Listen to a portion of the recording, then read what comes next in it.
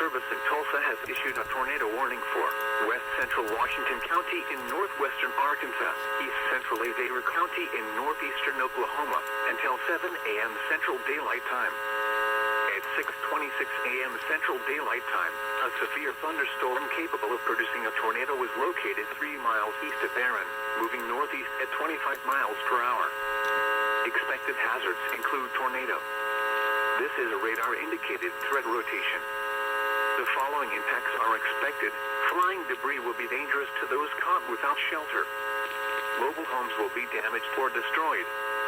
Damage to roofs, windows, and vehicles will occur. Tree damage is likely. Locations in or near the path include Prairie Grove, Lincoln, Summers, Rhea. Take cover now.